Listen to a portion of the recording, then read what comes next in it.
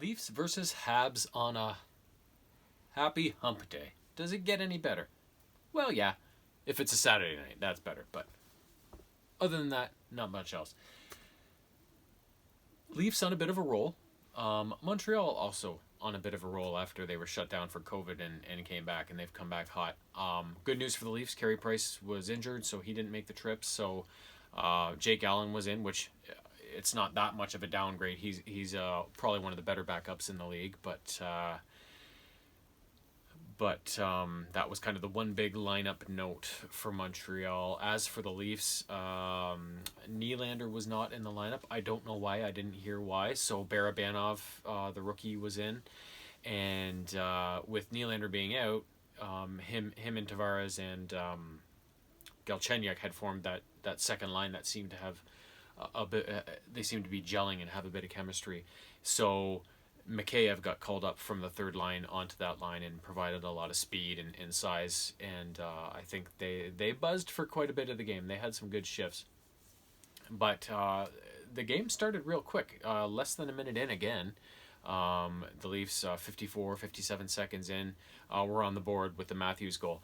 It was they had been controlling in the zone for a short time, and then Matthews just took a little, almost like a handoff pass from Mikheyev in the left corner, and then Matthews just flew behind the net, curled out the other side, and slipped a light shot kind of just along the ice inside the far post on Allen. I'm sure he would have liked that one back, but I'm not sure if he wasn't prepared for the speed and how sharply Matthews made that corner around the net and got that shot off. So. But either way, that's speed kills. Speed kills on the road. It kills in the rink as well. So early 1-0 lead. Things were looking great.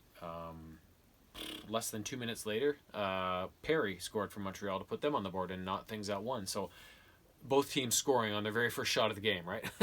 It's like, oh no. So that's the way it started, but after that it kind of settled down. The Leafs were the better team in the first period by a fair margin.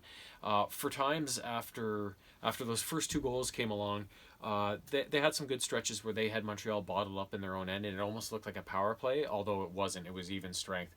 But then, speaking of the power play, we all know the Leafs have been terrible on the power play lately, but they finally got their first power play goal in a long time last game. They ended up with a 5-on-3 opportunity at the end of the period, and I'm not sure if they even managed a shot.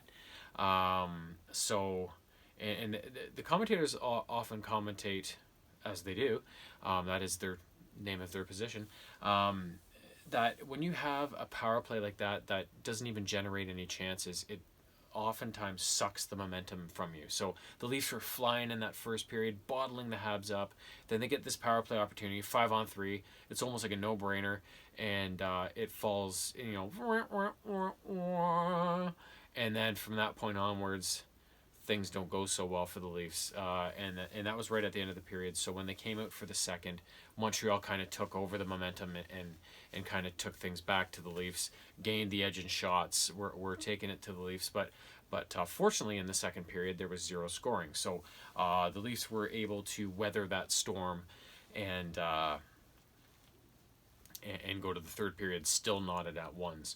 Now, the commentators also mentioned that, and I mentioned this about another team a while back that the Leafs were playing against, but the first time getting back from like a Western road trip sort of thing, the first game back at home, you settle into normal life, you get a bit lazy, you get a bit relaxed, you're home, you're not on the road and always just, there's nothing to do but practice and think hockey and stuff, right? You're at home with all the distractions and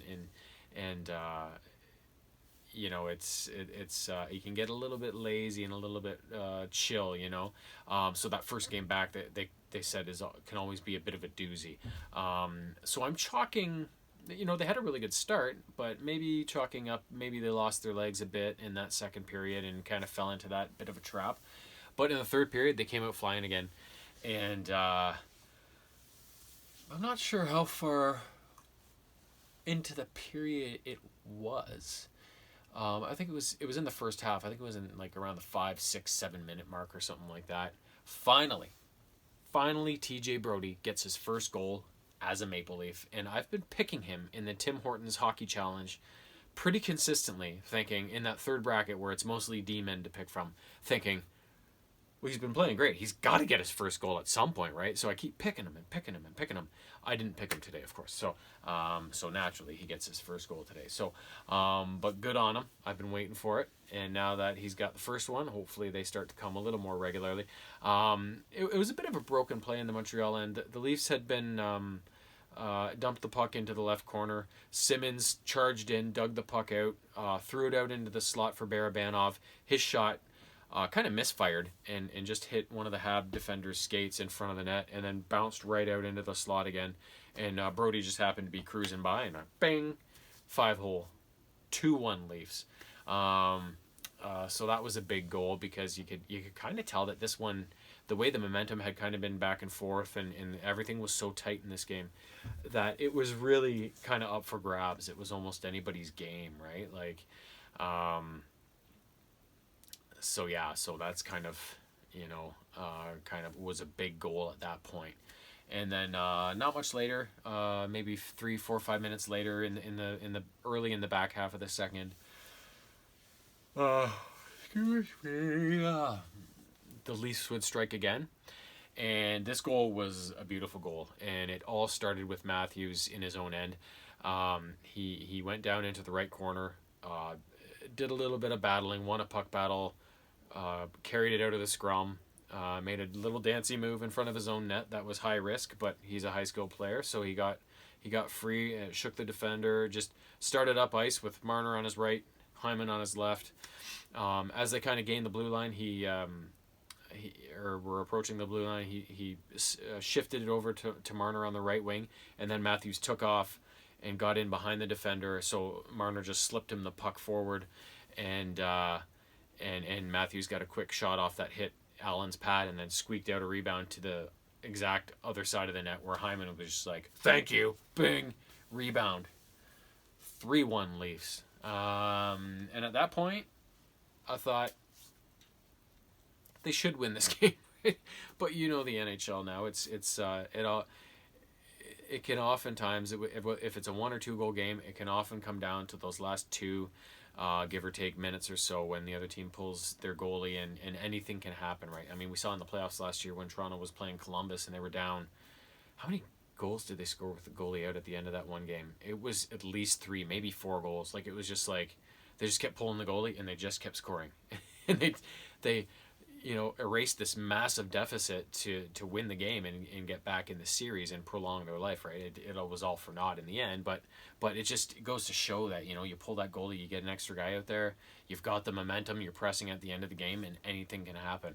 And that's what the Habs did. They pulled Allen with like right around 3 minutes left, so with a lot of time, and they got a goal.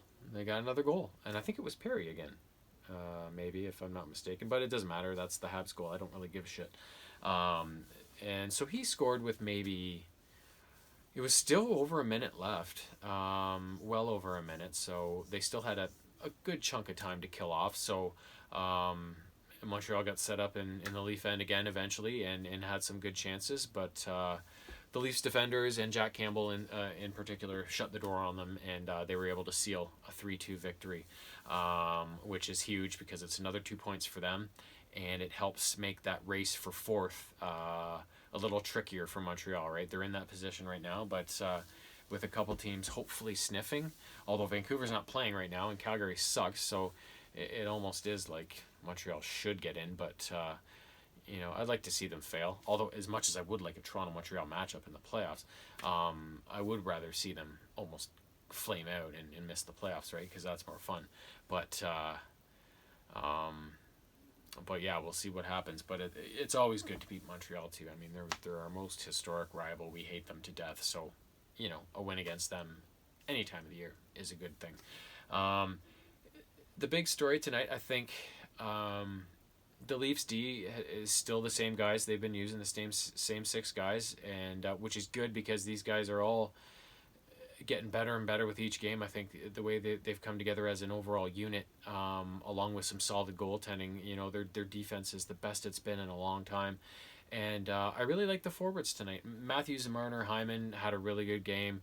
Mikheyev fit in really well on the second line to sub in for Nylander while he's out.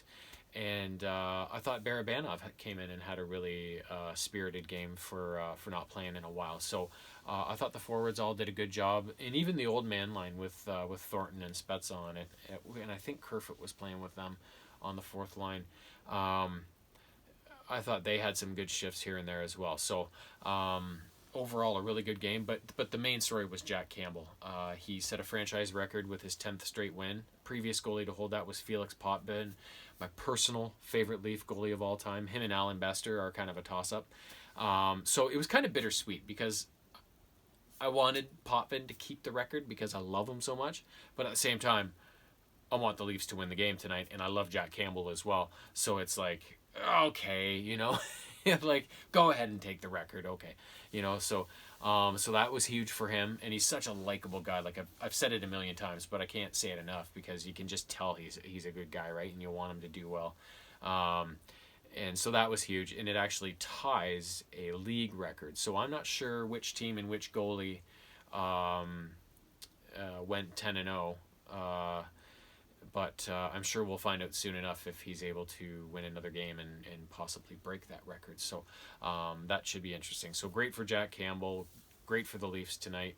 Beat a big rival and keep this roll going, and hopefully keep the momentum charging straight ahead, and they can see their way through these last batch of games to end the season, continuing on this type of strong note. So next up is Ottawa on Saturday, I believe. I could be wrong, but I think I'm right. And we all know Ottawa gives them trouble. So they beat them pretty good last time, but most of the times it's tight, and they do lose for now and then. So fingers crossed for Saturday. We'll cross that bridge when we come to it. Have a good night.